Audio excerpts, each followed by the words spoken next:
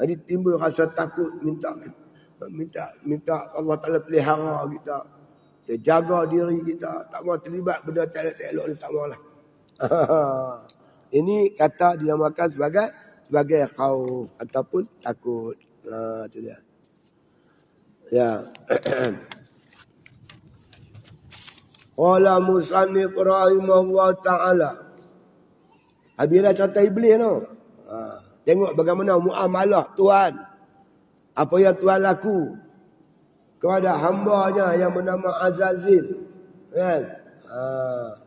Macam mana Allah lakukan. Kita fikir-fikir tu timbullah ketakutan atau khauf dalam diri kita.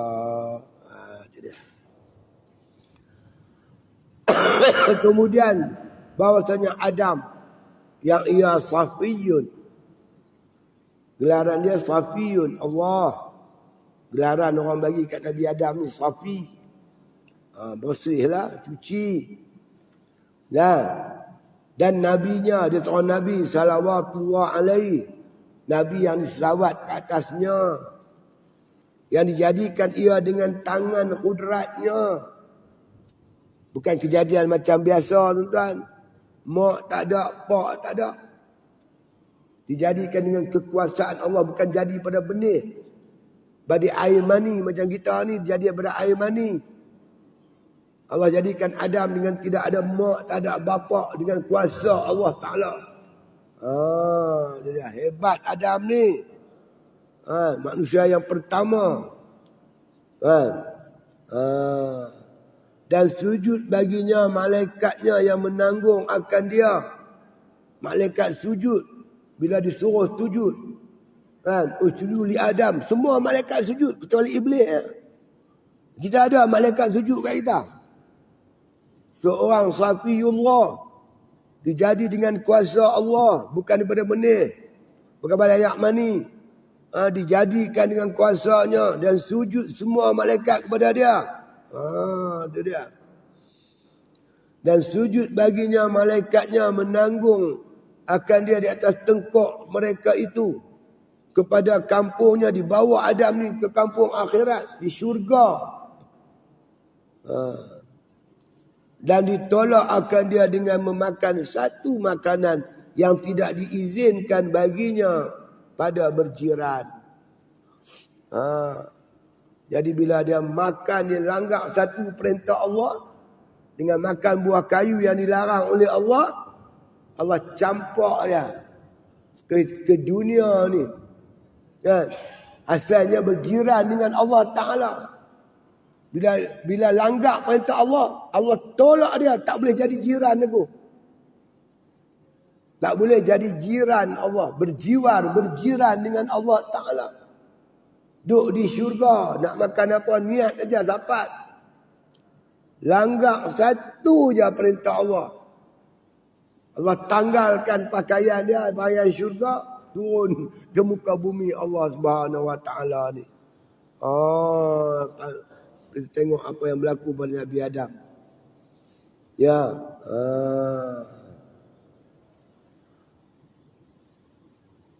Di atas tengkok mereka itu kepada sekampungnya. Mana tak ditolak sekampung. Duduk sekampung dengan Tuhan. Bukanlah makna Tuhan tu dah kampung. Ibarat kata dekat dengan Allah Ta'ala. Kemudian Allah makna kata hantar dia ke dunia.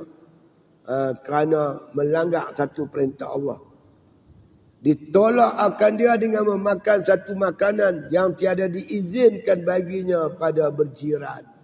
Tak boleh jadi jiran Allah. Pergi makan benda yang Tuhan tak izin. Maka diseru bahawa dia dapat berjiran akan daku. Orang yang menyalahi akan daku.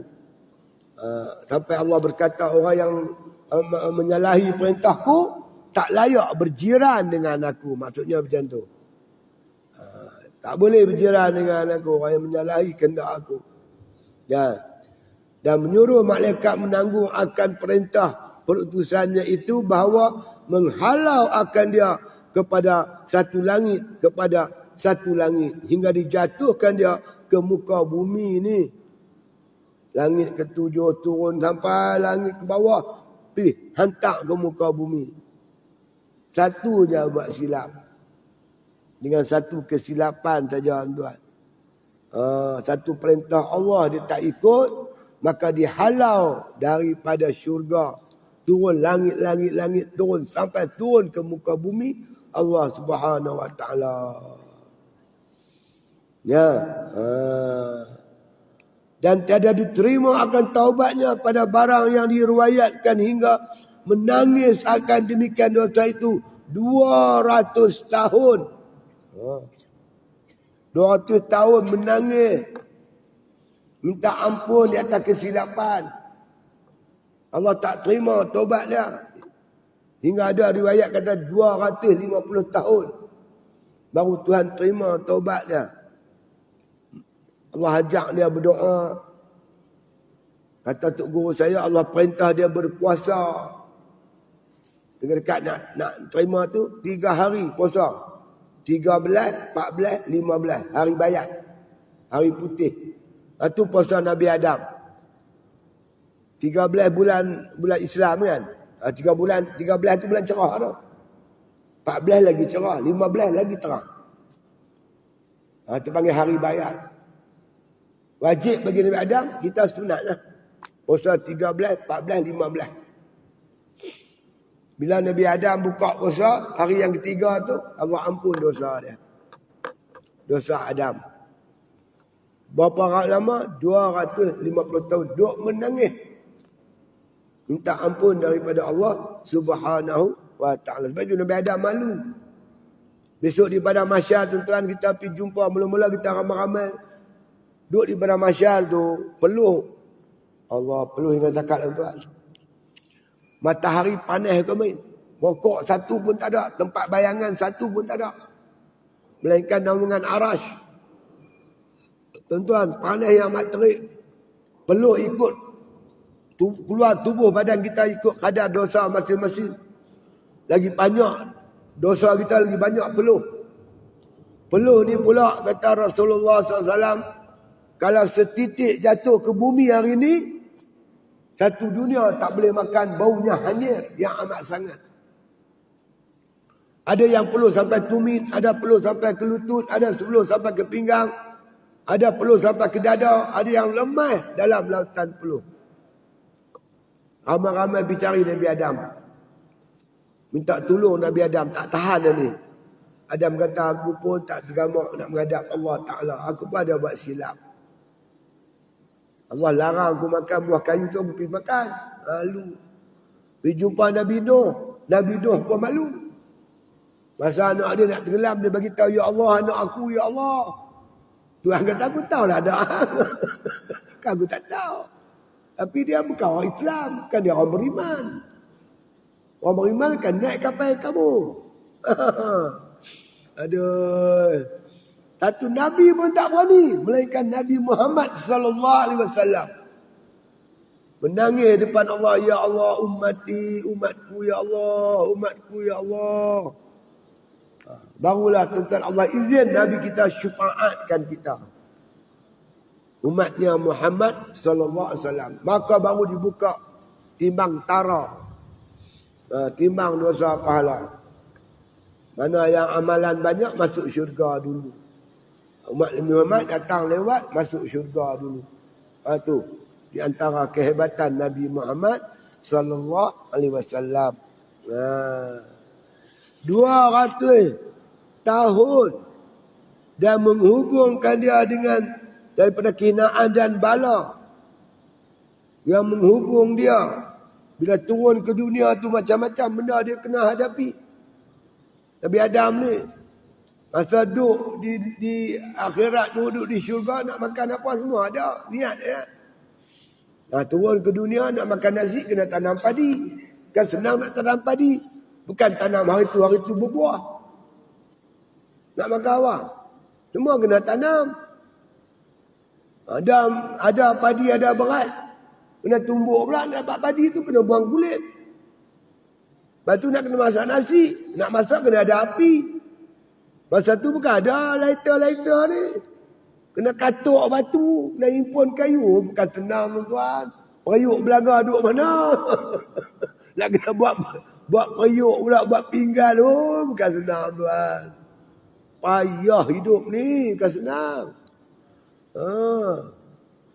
Satu silapnya. Maka akhirnya akibatnya menanggung macam-macam kesusahan. Kan? Aduh. Itu barang bala, barang yang menghubungkan dia. Dan tinggal zuriatnya di dalam tuntutan yang demikian itu selama-lamanya. Meninggalkan zuriat generasi kita ni semua daripada Nabi Adam. Bergaduh sama sendiri, berkelahi. Habil, anak dia semua tu. Aduh. Inilah tuan-tuan yang sekalian, dengan satu silap dia akan membangkitkan macam-macam benda yang berlaku. Jangan buat banyak kesilapan. Apa yang berlaku di Palestin mengajar kita, tuan.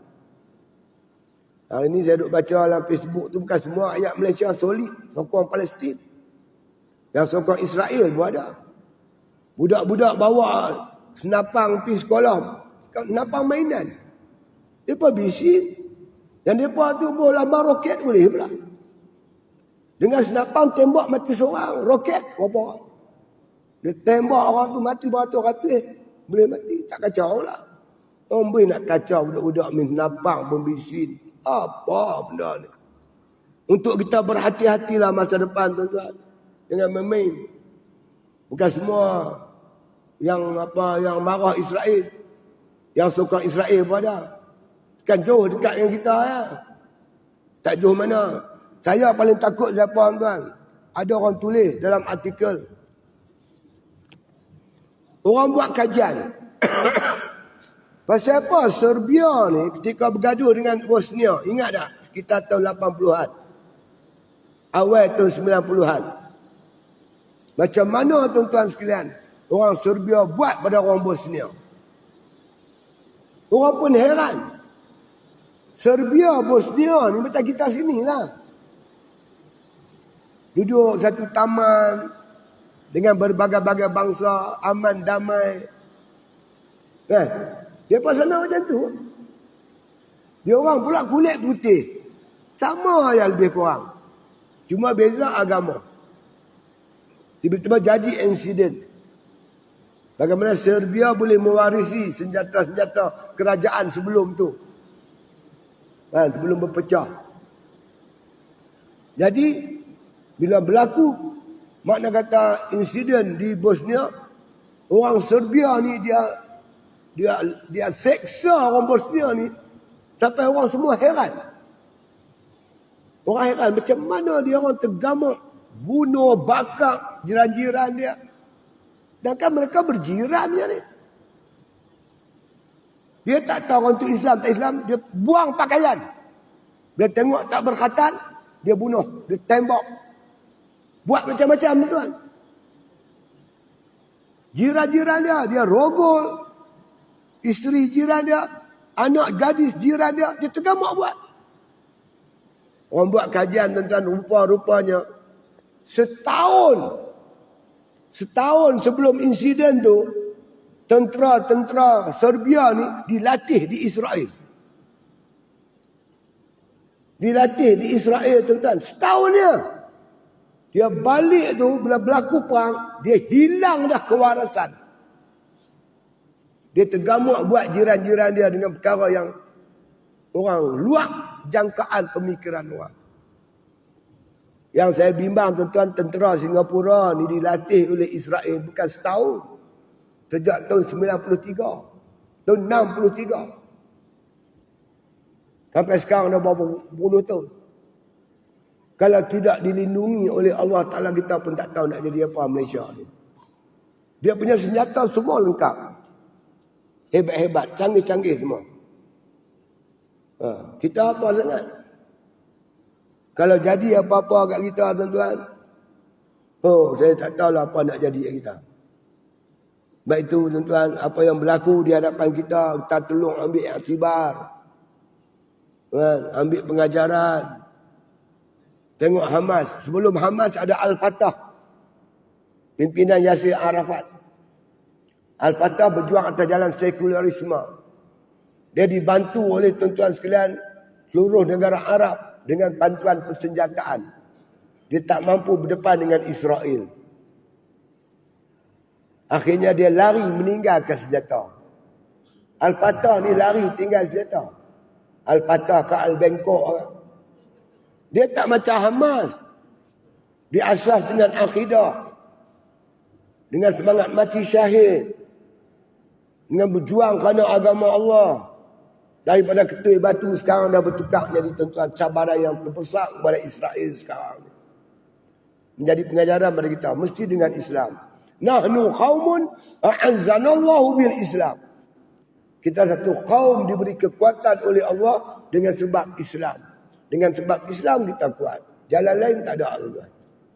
Ambil pengajaran apa yang berlaku tuan-tuan di Palestin. Ambil sikit pengajaran. Jangan kita lalai sangat.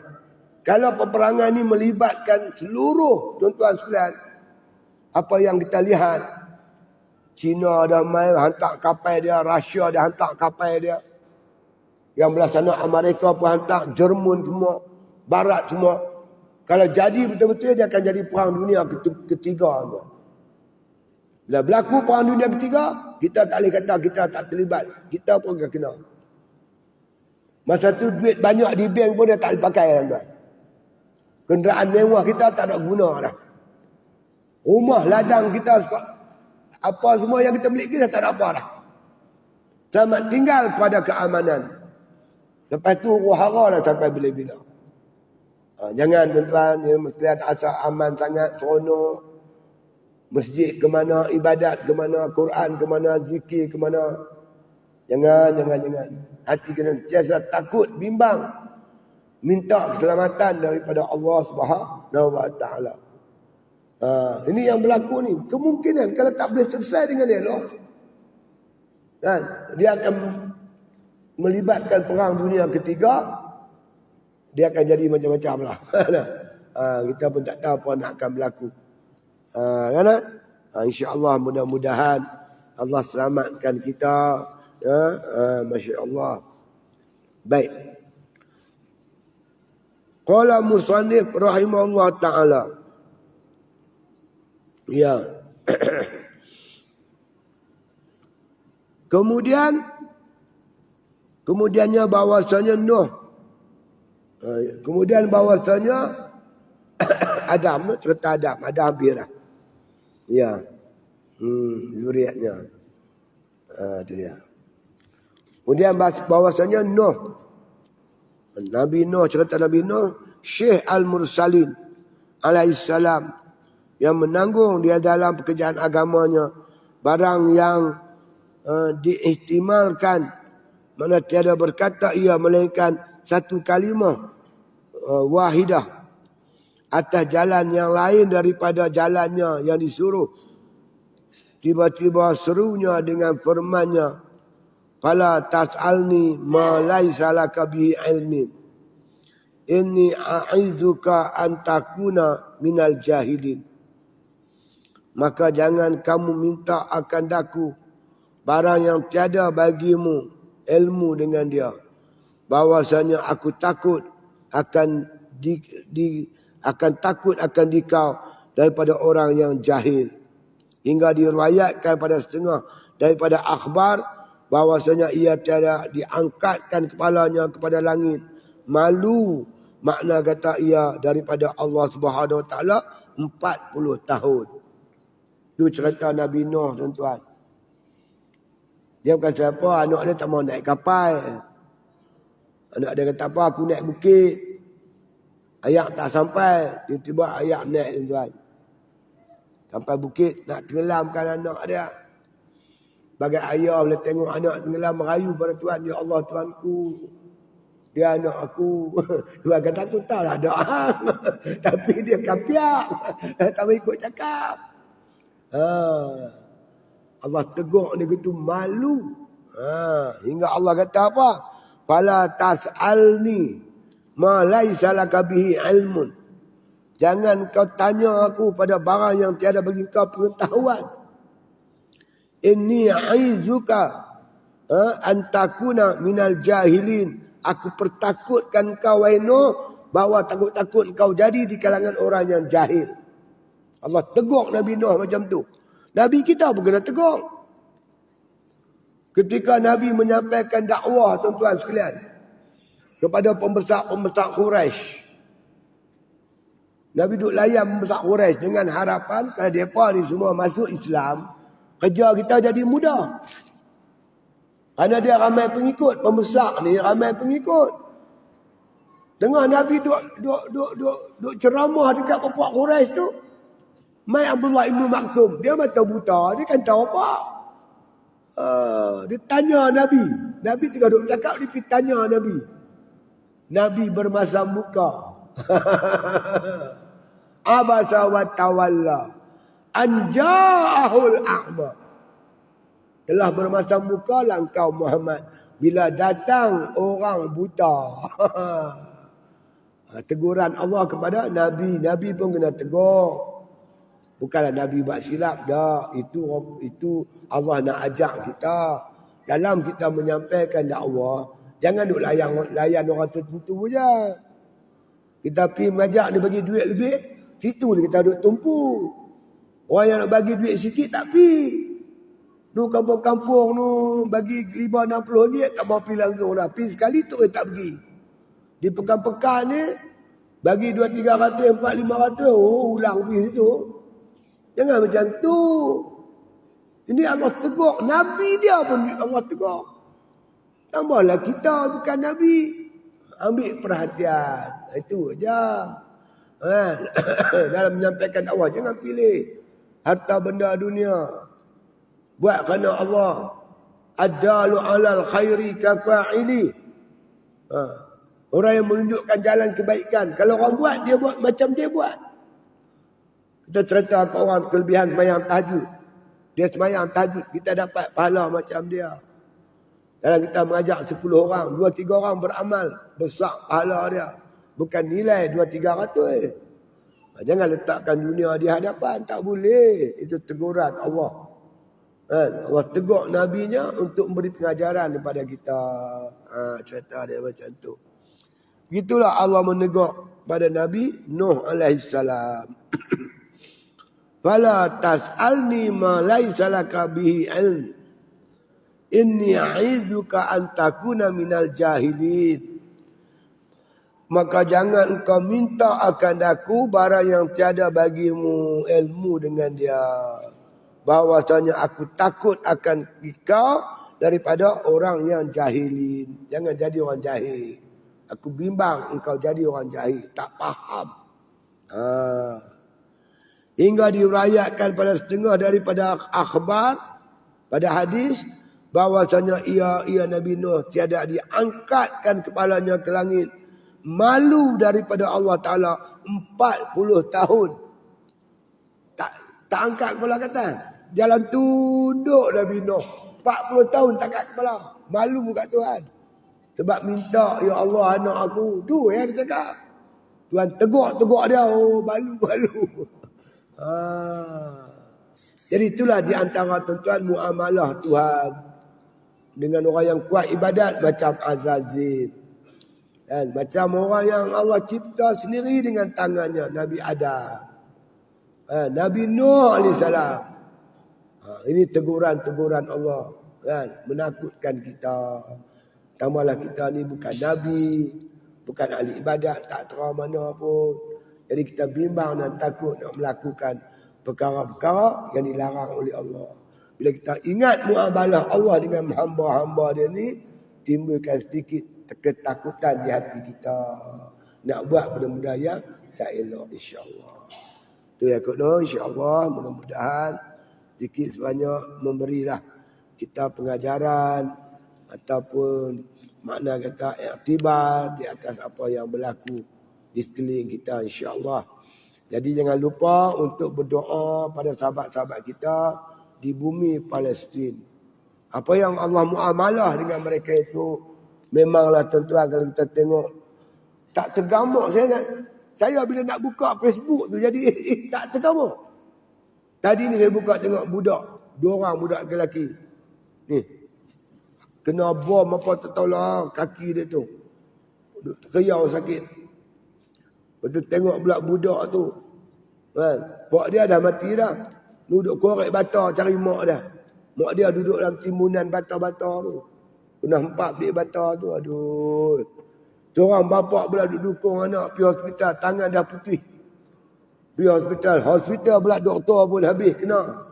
Kena bom, kena apa. Aduh. Sengsara lah kita tengok.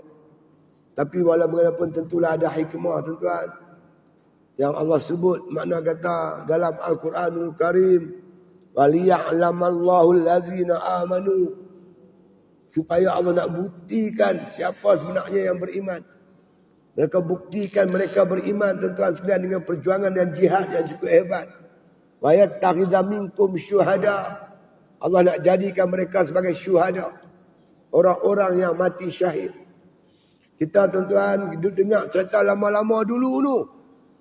Cerita zaman Nabi. Kehebatan orang dulu-dulu.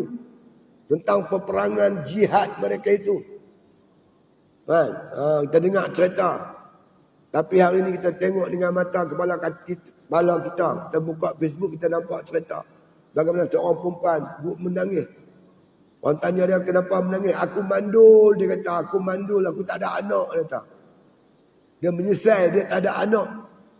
Nak korbankan untuk perjuangan Islam di Palestin ni. Waduh. Saya ingat cerita dulu je. Dulu kita baca cerita. Dia ni ada 3 anak. 2 anak dewasa. Dia suruh anak dia pergi perang dengan Rasulullah. Hari yang pertama peperangan, abang mati. Rasulullah kirim sahabat dia bagi tahu kat mak dia, anak sulung dia mati. Dia senyum. Terima kasih bagi tahu. Sambil senyum. Esok orang main hantar lagi, Rasulullah hantar lagi sahabat bagi tahu, anak nombor 2 mati. Dia sebut anak nombor 2 mati, dia menangis. Dia ada 3 anak. Anak yang kecil duduk dalam buayan lagi tu. Duk masih menyusu. Sahabat ni balik bagi tahu Rasulullah, bagi tahu yang pertama kemarin dia senyum, bagi tahu kedua mati menangis.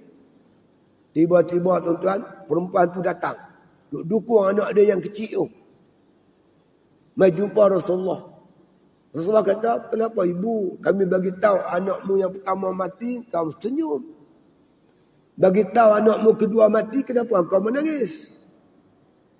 Aku senyum pasal aku ada lagi anak. Untuk aku sumbang untuk Islam. Tapi bila bagi tahu anakku yang kedua mati, aku dah tak ada anak. Yang ni aku duduk menangis ni.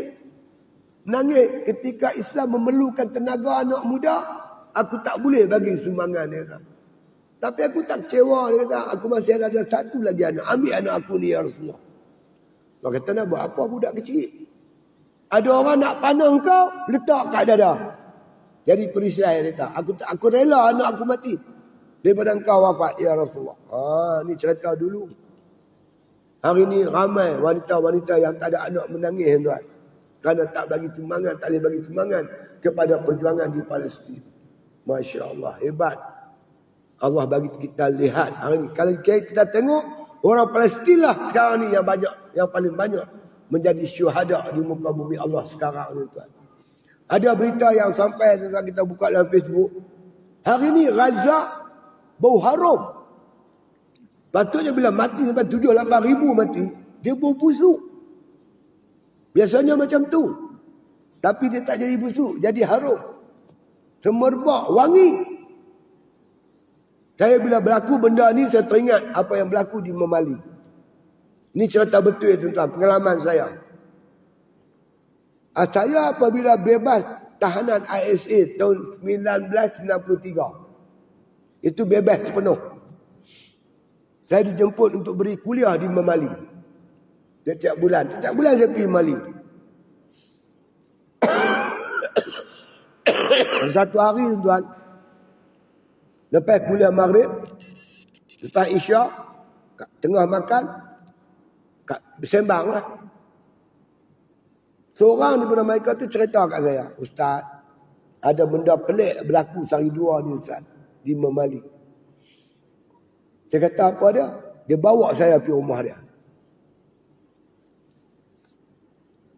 Bawa pergi rumah dia, Dibawa masuk satu bilik.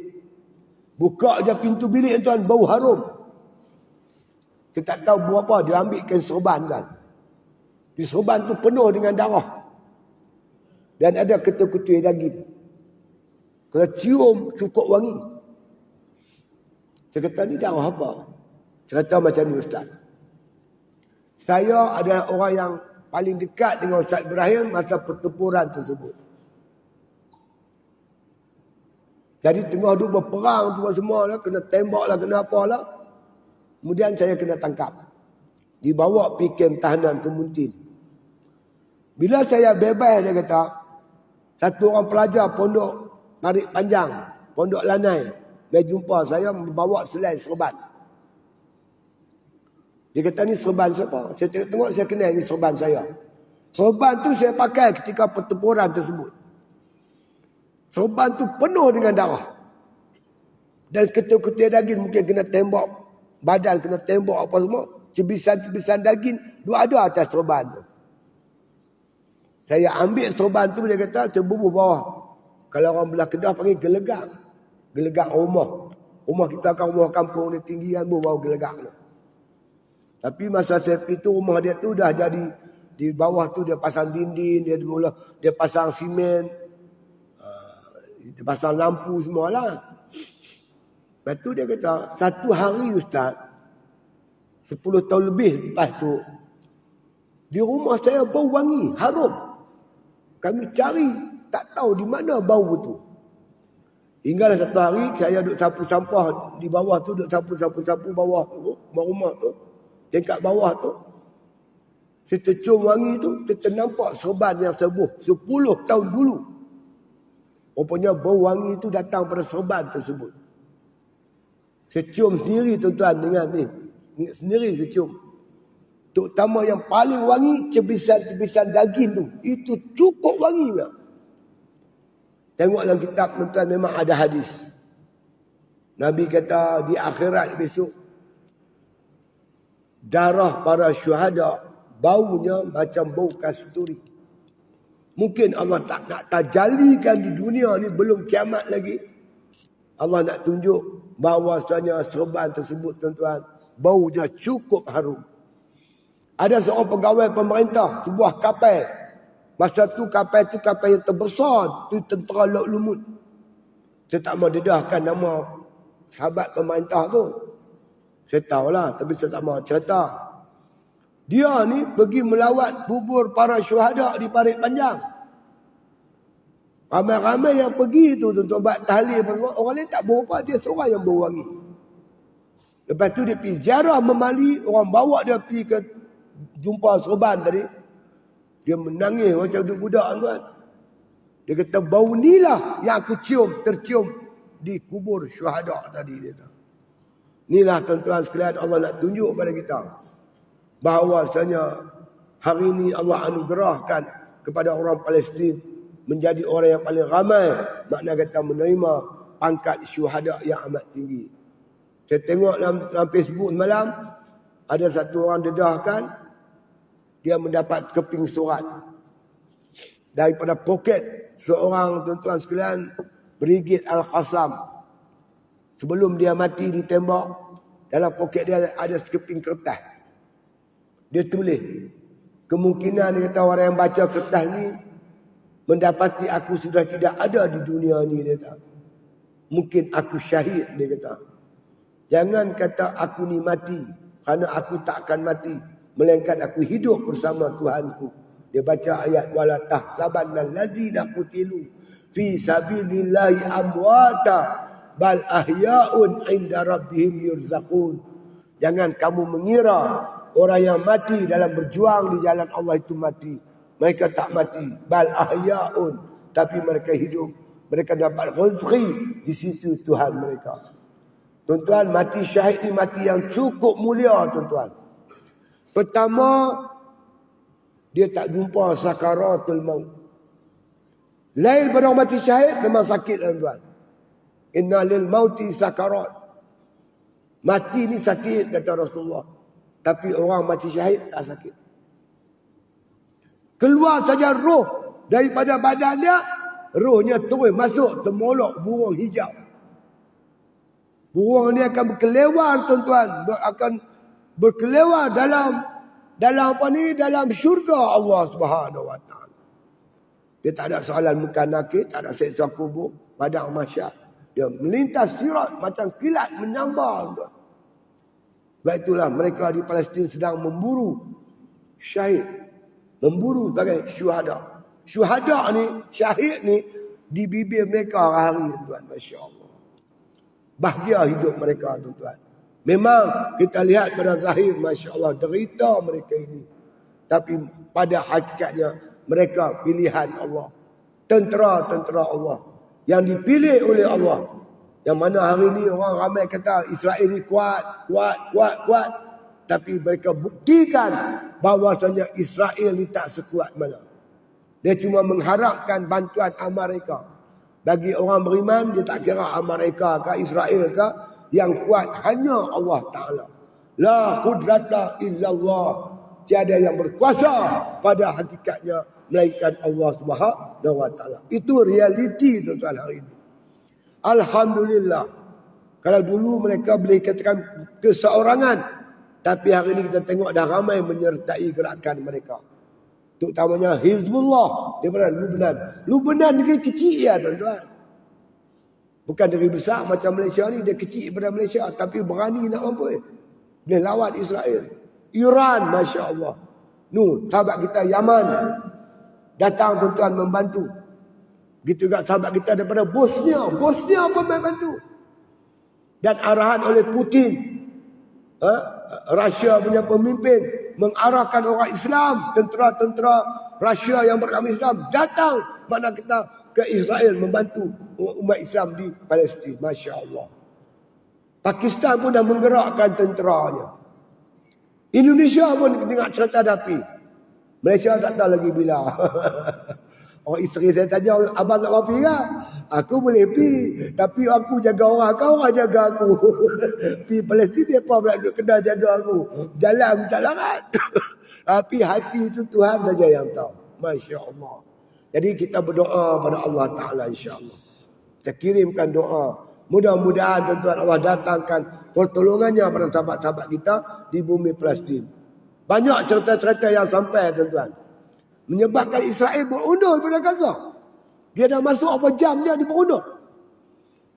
Dia kira dia nak lanjut habis. 2-3 jam terpaksa berundur. Banyak cerita-cerita tuan-tuan. Mereka menyangka Brigade Al-Qassam. Brigade Al-Qassam dia pakai baju hijau. Dia keluar mengejut. Dia hilang pun mengejut. Tapi ni tuan-tuan sekalian, ni warna putih. Tembak tak lut. Peluru kena tapi tak lut. Mungkin itulah tentera-tentera Allah. Wala ya'lamuna wa ma ya'lamuna illallah. Siapa pun tidak tahu makna kata bilangan tentera-tentera Allah. Yakni tentera-tentera Allah, malaikat Allah. Melainkan hanya yang tahu hanya Allah Subhanahu Wa Ta'ala. Wa ma ya'lamu junuda rabbika illahu. Karena siapa tahu bilangan tentera-tentera Allah. Melainkan Allah saja yang tahu. Ada satu kes diceritakan tuan-tuan sekalian. Daripada dalam duk kendali peluru berpandu nak hantar ke Israel ni. 6 biji ada. Tiba-tiba sebiji meluncur dengan sendiri. Belum dipetik sendiri, dia keluar sendiri. Dia pergi keluar. Lepas tu, kira-kira dia ada 6 biji juga. Patutnya dia ada keluar satu, tinggal 5. Dah, tinggal 6 juga. Mana yang satu tu apa dia tak tahu. Banyaklah pertolongan-pertolongan Allah yang telah sampai ke bumi Palestin. InsyaAllah tuan-tuan berdoa, yakin pada pertolongan Allah. Kalau kita makna ni minta bagi sumbangan, pihak masjid apa semua, kita bagilah tuan-tuan cakap yang kita mampu. InsyaAllah bantu cara-cara kita di bumi Palestin insyaAllah. Kita di sini bersiap sedia. Jangan lalai sangat. Ya, jangan duk kita kata duk buat benda-benda tak elok. Ini orang Palestin duk menangis sana sini duk bergencok, berjoget. Apakah benda pun tak tahu. Kita simpati dengan sahabat-sahabat kita di bumi Palestin insya-Allah. Akhir sekali sama-sama kita berdoa. Mudah-mudahan Allah datangkan pertolongan pada sahabat-sahabat kita di bumi Palestin insya-Allah. Bismillahirrahmanirrahim. Alhamdulillahi Rabbil Alamin. Wassalatu wassalamu ala asyrafil anbiya wal mursalin wa ala alihi wa sahbihi ajma'in. Allahumma ansuril ikhwanana minal mujahidin fi Palestin. Allahumma ansuril ikhwanana minal mujahidin fi Gaza. Allahumma ansuril ikhwanana minal mujahidin fi kulli makan wa fi kulli zaman. Allahumma inna naj'aluka fi nuhuri a'da'ina wa na'udzu bika min syururihim. Allahumma baddid syamlahum wa fariq jam'ahum wa shatit kalimatahum wa zalzil aqdamahum wa sallit alaihim kalban min kilabik. Ya Qahhar, ya Jabbar, ya Muntaqim. Ya Allah, ya Allah, ya Allah. Allahumma ya munzilal kitab wa ya mujriyas sahab wa ya hazimal ahzab ihzimhum wansurna alaihim. Rabbana taqabbal minna du'aana innaka antas samiul alim wa tub alaina ya maulana innaka antat tawwabur rahim. Da'wahum fiha subhanakallahumma wa tahiyyatuhum fiha salam wa akhiru da'wana anil hamdulillahi rabbil alamin.